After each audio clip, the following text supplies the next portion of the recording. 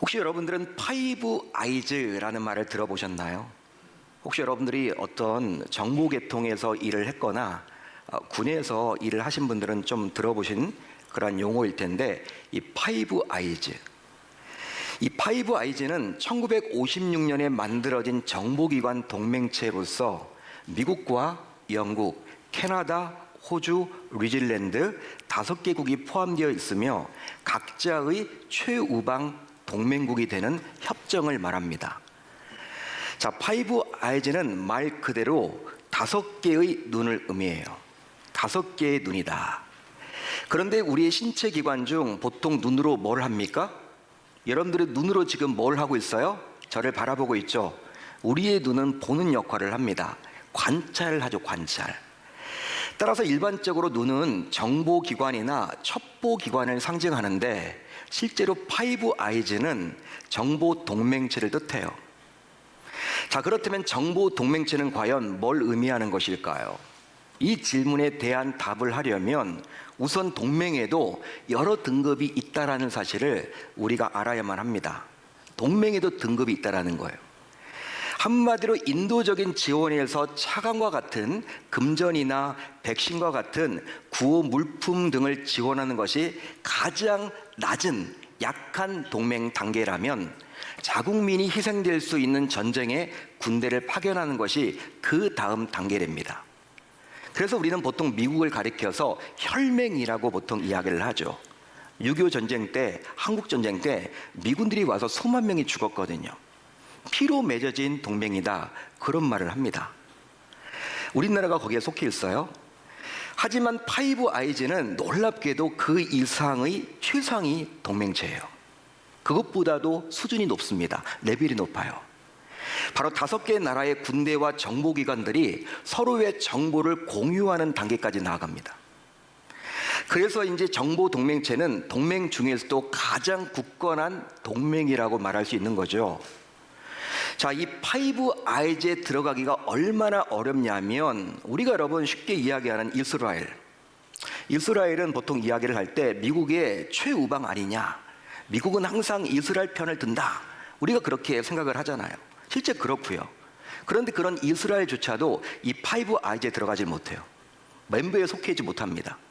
주로 여러분 영국과 관련된 나라들, 캐나다나 호주나 뉴질랜드, 미국, 여러분 이 5개국이 최우방 국가가 되는 것이죠. 따라서 최고의 동맹으로서 눈빛만 봐도, 서로의 눈빛만 봐도 상대국의 의중을 알 수 있다라는 의미를 담아서 파이브 아이즈라고 이름을 지은 듯 보여요.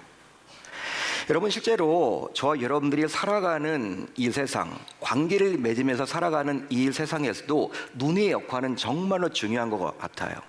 눈의 역할, 보는 것이 얼마나 중요한지 모릅니다. 그래서 때론 눈은 입보다도 설득력이 있다고 전해지기도 하죠. 그래서 이제 눈으로 하는 말은 전 세계 어디서든지 통역이 필요 없이 통할 수 있다고 합니다. 우리가 여러분 입으로 하는 언어는요, 통역이 필요합니까? 필요하지 않습니까? 필요하죠.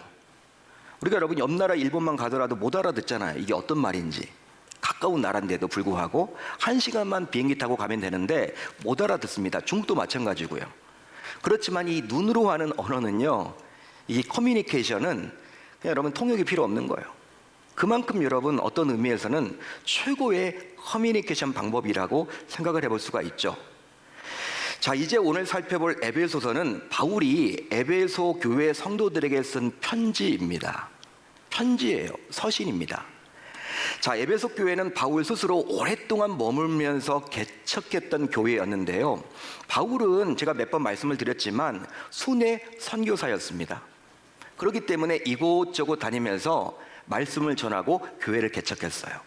한 군데 오래 머문 적이 거의 없습니다. 길어봤자 6개월, 3개월이 대부분이고요.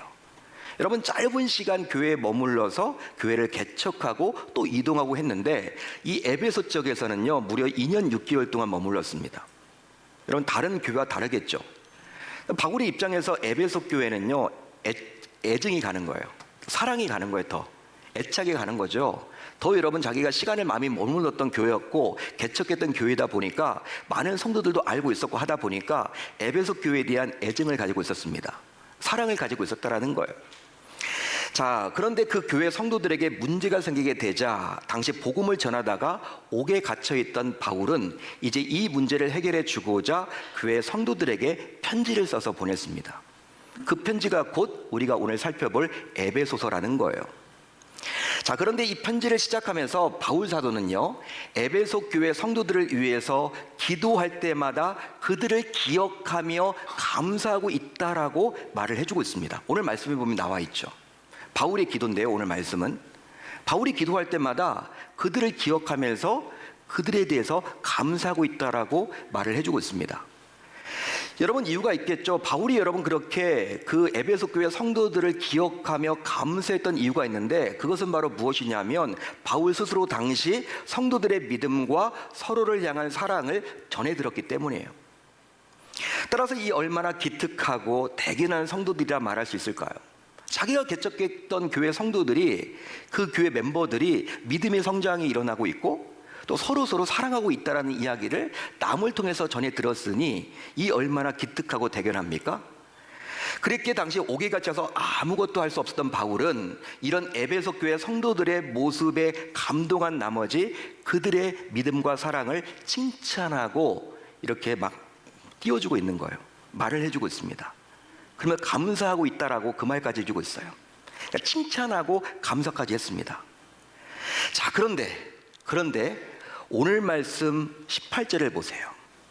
여러분들이 가지고 있는 성경 18절을 보시면 어떤 이야기가 나와 있습니까? 바울은 에베소 교회 성도들이 마음의 눈을 밝혀야 한다, 마음의 눈을 밝혀야 한다라고 말을 해주고 있어요. 여러분 한번 따라합니다. 마음의 눈을 밝히라.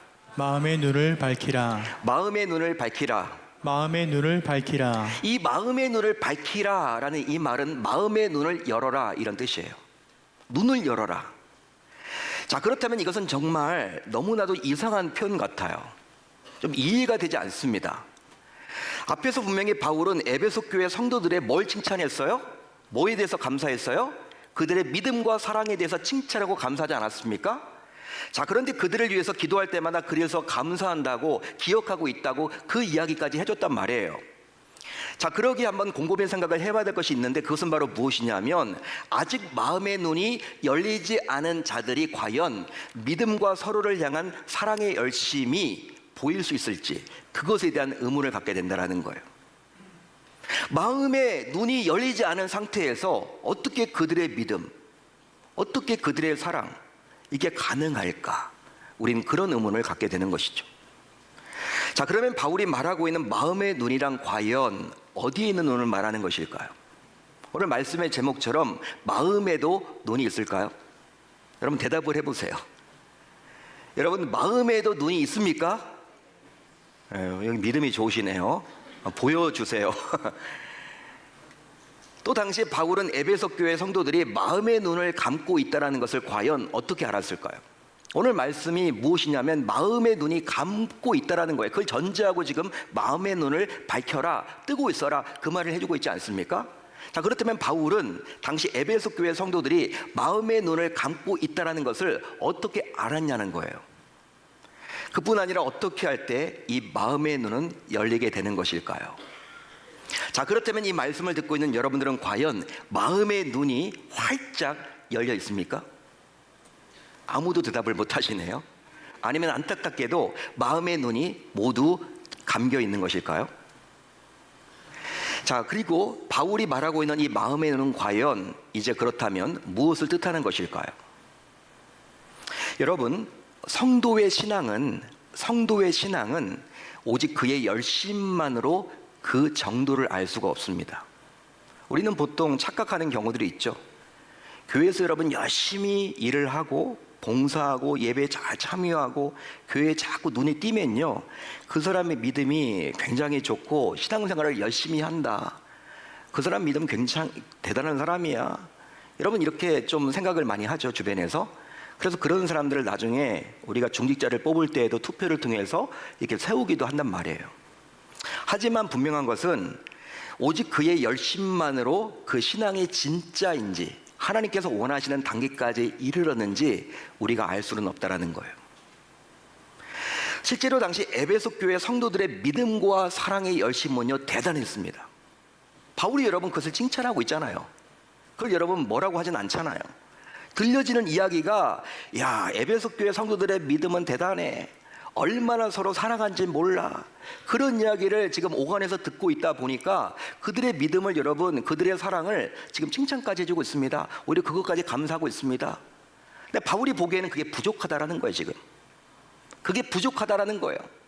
그게 전부가 아니라는 거예요. 그들이 놓치고 있는 것이 있었는데 그것은 바로 신앙의 본질을 놓치고 오직 자기의 열심만으로 스스로 신앙생활을 잘하고 있다고 그들은 여겼다라는 것, 그것에 문제가 있다라고 바울은 봤습니다. 자, 그러면 신앙의 본질은 과연 뭘까요? 여러분, 신앙의 본질이 뭡니까? 여러분들이 신앙생활을 지금 하고 계십니다.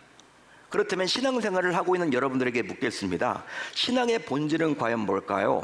바울은 오늘 말씀에서 신앙의 본질에 대해서 분명히 말을 해주고 있습니다. 그것은 바로 무엇이냐면 신앙의 대상인 하나님은 어떤 존재이며 더욱이 주님의 핏값으로 세워진 교회가 과연 무엇인지에 대한 바른 이해를 말합니다. 믿으시면 아멘, 동의하시면 아멘. 따라서 당시 에베소 교회 성도들은 이런 신앙의 본질에 대해서 눈이 열리지 않았던 거예요. 이걸 보지 못했던 거예요. 하나님을 믿는다고는 하지만 그 하나님의 과연 어떤 존재인지에 대해서 알지 못했고요. 그리스도와 교회와의 관계에 대해서 정확하게 이해하지 못했다라는 거예요.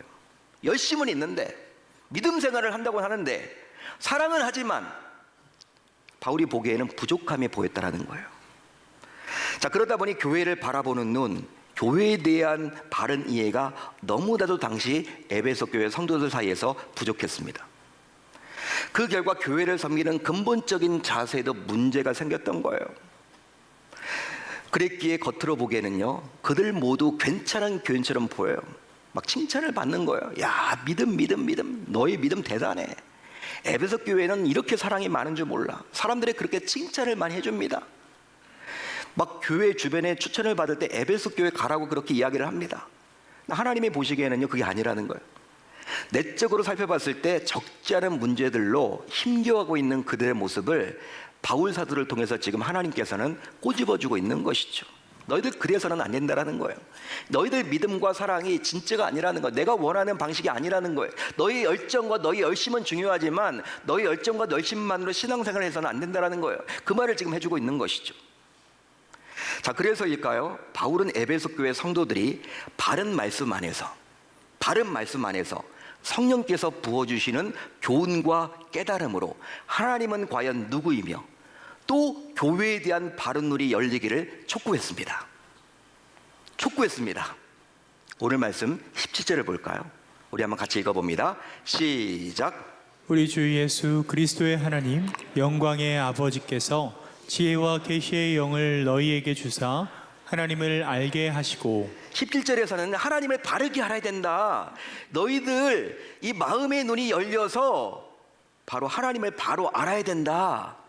그 말을 해주고 있고요. 18절 이하를 쭉 보게 되면 오늘 말씀이 바로 교회에 관련된 이야기 아닙니까?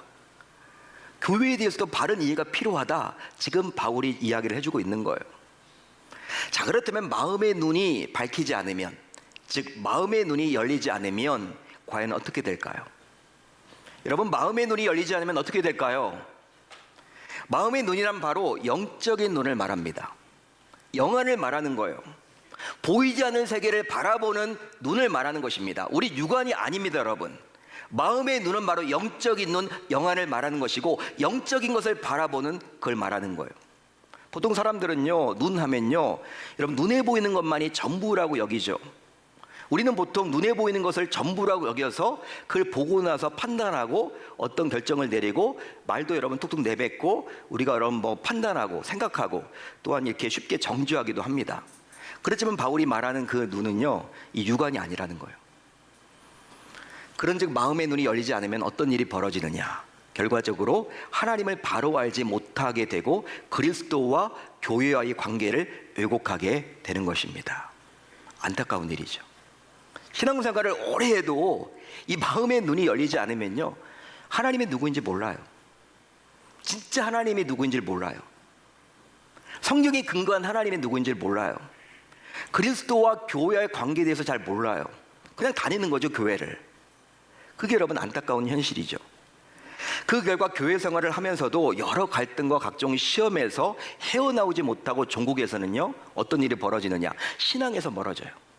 신앙까지도 그냥 떨어져 나가는 경우들이 많아요. 자, 그러면 마음의 눈은 과연 누가 열어줄까요? 여러분, 내가 열 수 있습니까? 마음의 눈은 내가 열면 됩니까? 아니면 여러분, 이 목회자인 제가 열어드릴 수 있습니까? 여러분들의 마음의 눈을 누가 여러분 열 수 있습니까? 바로 성령께서 열어주셔요. 성령께서 열어주십니다. 즉, 지혜와 계시의 영이신 성령께서 우리 안에서 마음의 눈을 친히 열어주세요. 따라서 말씀을 통해서 성령께서 우리가 하나님을 알고 그리스도를 알고 교회를 온전히 알도록 눈을 열어주십니다. 그러기에 우리는 성령의 도움으로 마음의 눈, 즉 영안이 열림으로 말미암아 그 결과 바른 신앙 위에 설 수 있게 되는 것이죠. 할렐루야, 할렐루야. 자, 그렇다면 이제 마음의 눈이 열린 자는 과연 이제 그리스도와 교회의 관계를 어떻게 생각하고 여길까요? 마음에 눌린 신자들은 교회와 그리스도, 그리스도와 교회를 어떻게 바라볼까요? 어떻게 여길까요? 우선 그리스도와 교회를 한 몸으로 바라봅니다. 그리스도와 교회를 한 몸으로 바라봅니다. 자, 오늘 말씀 22절로 23절을 보세요. 여러분들이 가지고 있는 성경 22절로 23절을 보십시오. 보면요, 그리스도가 교회의 뭐가 돼요? 그리스도가 교회의 뭐가 됩니까? 머리가 되시며 교회는 그리스도의 뭐라고 나와요? 몸이라고 나와 있죠. 몸과 머리는 뗄래야 뗄 수가 없습니다. 떼어지는 순간, 분리되는 순간 끝이에요. 사망이죠. 살아있을 수가 없죠. 제가 지난 한 주 휴가를 다녀왔는데 여러분, 교회에서 결정할 내용들, 또 해야 될 일들, 처리할 일들 너무나 많기 때문에 내 머리를 분리해서, 이 머리는 교회 목욕실에 놔두고 내 몸은 내가 나가서 휴가를 즐기자. 이게 여러분 가능해요? 목사님 이상한 이야기 하신다. 저도 제가 해도 이상하네요, 그죠?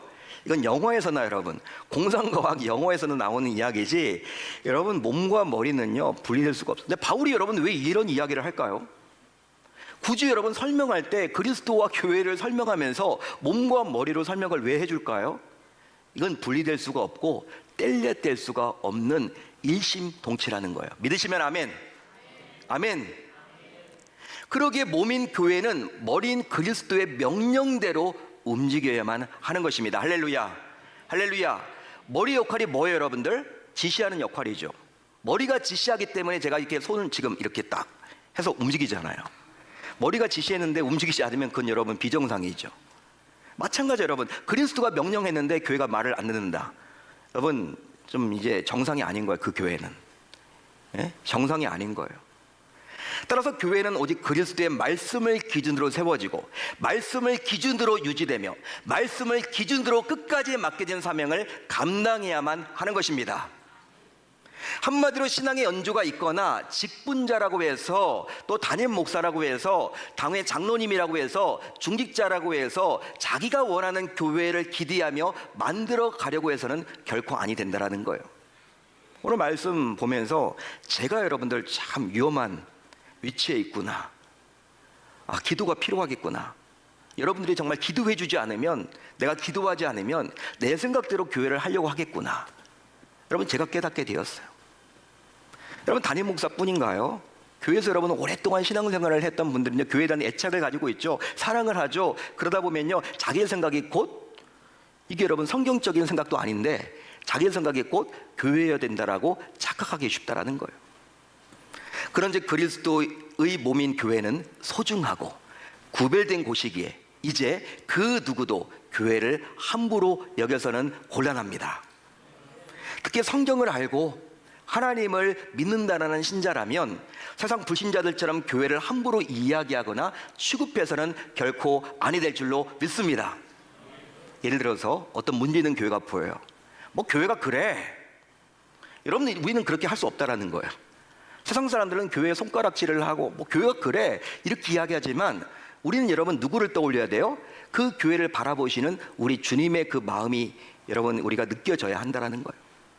그렇기 때문에 그런 교회를 바라보면서 안타까워하면서 그 교회를 위해서 중보할 수 있어야 하는 것이죠. 다음으로 교회는 은혜와 복을 받는 통로임을 잊지 맙시다. 교회는 은혜와 복을 받는 통로임을 잊지 맙시다. 세상은 교회를 그냥 종교기관 정도로 여겨요.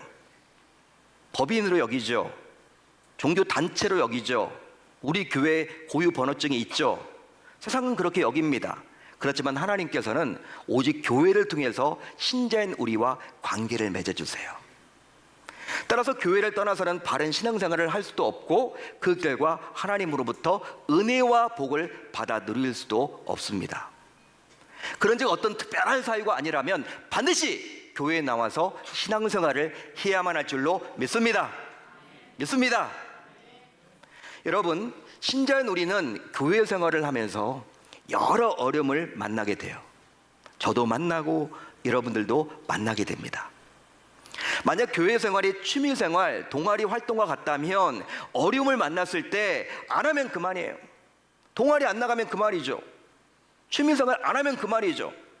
하지만 교회 생활은 취미 생활, 동아리 활동이 아닙니다. 오히려 우리의 영적 건강을 위해서는 반드시 해야만 하는 거예요. 따라서 오히려 이러한 갈등, 이제 이 말씀을 들었던 저와 여러분들은 이제 우리 모두 교회 중에서 교회 생활을 하면서 어려움을 만났다면 이제 스스로 어려움을 극복하는 신앙의 단계까지 성장을 해봐야 할 줄로 믿습니다. 믿습니다. 그 신앙의 수준, 단계까지 올라가는 거예요. 오히려 그런 갈등과 시험으로 자기를 성장시키려는 기회로 삼아서 그런 갈등과 시험을 우리 자기를 성장시키는 기회로 잘 삼아서 결국 하나님께서 부어주시는 놀라운 복을 받아 누리는 저와 여러분들이 다 되셔야 할 줄 우리 주님의 이름으로 축원합니다. 축원합니다. 제가 오늘 말씀 22절로 23절을 읽어드릴게요. 여러분들이 잘 들어보시길 바랍니다. 또 만물을 그의 발 아래에 복종하게 하시고 그를 만물 위에 교회의 머리로 삼으셨느니라. 교회는 그의 몸이니 만물 안에서 만물을 충만하게 하시는 이의 충만함이니라. 교회는 그리스도입니다. 그리스도가 곧 교회입니다.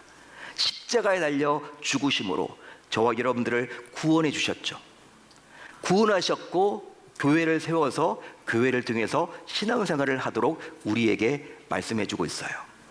따라서 교회를 우리가 소중히 여겨서 구별되게 여겨서 이 교회를 더욱더 사랑하시고 교회를 아끼셔서 아직도 이 교회가 소중한지를 모르는 분들에게 이번 행복나는 축제, 이제 우리가 9월 20일 이제 다음 주 지나고 그 다음 주에 작정을 하게 되는데 VIP 작정할 때 이런 복음의 원리를 모르는 자들을 우리가 교회에 초청해 보겠다라고 결단하고 다짐하는 저 여러분들이 다 되셨으면 좋겠습니다.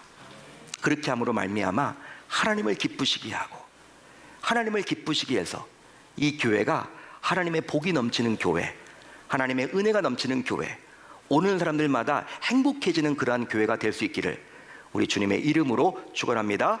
그렇게 하기로 결단하고 다짐하는 저 여러분들이 다 되실 수 있기를 바랍니다.